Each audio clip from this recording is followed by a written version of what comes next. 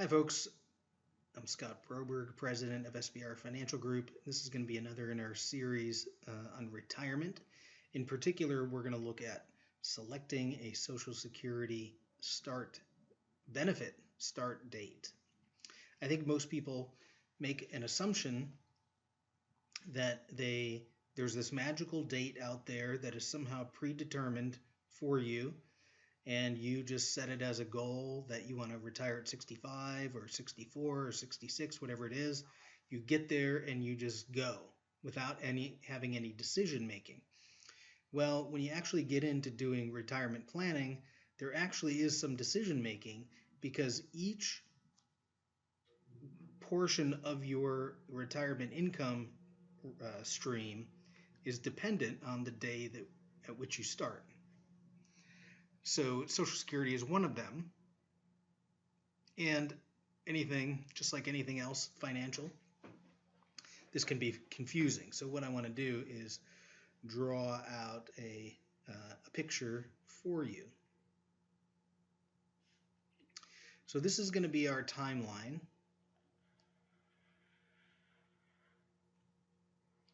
And this is really, I'm just going to show you Social Security selection dates. Everybody's free to retire whenever they want and whenever they have the ability to. But when it comes to choosing your Social Security date, the very first time that you can select to start receiving your benefit is age 62. This goes out through age 70. Now, you can take it later than age 70, but there's no real benefit to doing so. Because you don't receive a higher benefit for any further delays. So your Social Security benefit start date is going to happen somewhere between 62 and 70. Now I'm going to make this age 66, and let's divide this up here.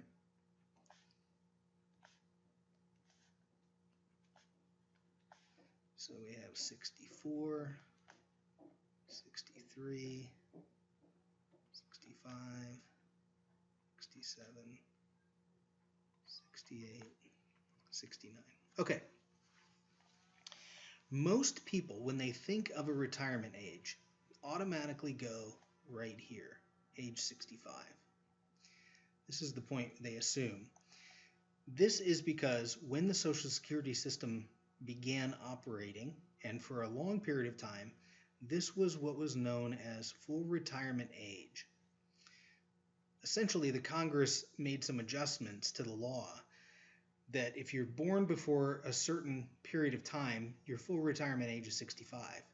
If your birth dates are between X year and the next year, it starts moving up to age 66. Then it goes basically month by month through to age 67. But at least this is the idea that most people had in mind when they thought about that, was that age 65 was going to be the time where I could receive a full benefit from the Social Security Department, FRA. Now I need to talk about this full retirement age to just as a way of setting up a definition.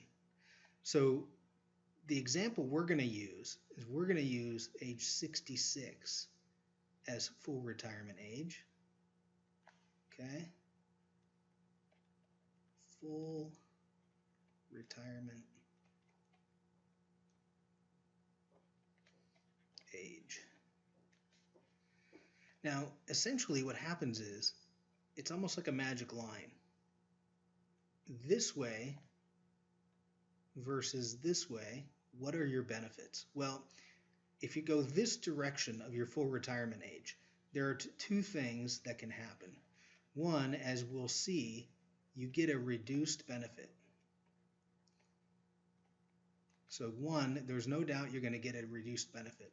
And two, if you decide that you're going to start taking Social Security and continue to work, maybe a part-time job or just go to half-time at your job, whatever you want to do, you can have income limitations. So you have to realize, if I make too much money, it can reduce my Social Security benefits, and I'm getting a reduced benefit. If you go on this side of full retirement age, one, you get an increased benefit. I'll show you that in a second. And two, there's no income limitations. Those goes away. So if you continue to work your job, doesn't matter what your income level is, and you take Social Security at 68, you get to keep the full benefit. You've reached full retirement age, so no income problem. Okay, so this is what we're going to deal with in the scenario I'm going to put forth is age 66 full retirement. That for most people these days, as they're coming into this, is where they're going to be. This was in the past, and we've seen that Congress, as they're adjusting legislation and they have to keep the Social Security afloat, you can imagine that teenagers today, their FRA is going to be somewhere down here, or even further out than that, because A, people are living longer, and B, they need to keep more money inside the Social Security system.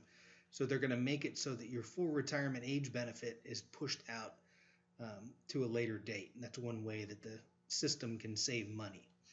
Okay, but let's go ahead and move to a different picture, but let me draw this out for you again. And see what happens for each year that you may choose to select to take a benefit. So again, we're bracketed by two ages. You can begin taking at 62. Your benefits max out at age 70. In this particular case, we're going to use age 66 as our full retirement age. Okay, and then we've got this bracketed out. Okay, let me get a new color here. Okay, for our example, we're going to assume this is the date that we're selecting to retire, and it's exactly on our full retirement age. And in our particular case, and this is different for everybody, it depends on the income, and there's a number of factors that go into where they determine these numbers. But for our example, I'm going to use 1,000 just because it's easy. So let's say at full retirement age, 66, we retire, and the Social Security that you receive is $1,000 per month. If we had gone earlier, then we know we have a reduced benefit. Okay, so what does that look like? So each year that you would have chosen earlier, the benefit is reduced. So in this particular case, had we decided to go at 65, instead of 1,000, we would receive $933 per month. If we had gone at 64, then we would receive $866 per month. If we had gone at 63, $800 even, and at 62, $750 per month. So you can see it's a 25% reduction in the overall benefit that you would receive. And just so you know, the way this works out at age 66, and it's different for each ages, is that here it works out to be a 6.25% reduction for every year that you take it prior to full retirement age. And if you continued to work, you would run into some income limitations for earning too much money, and you'd have your Social Security reduced.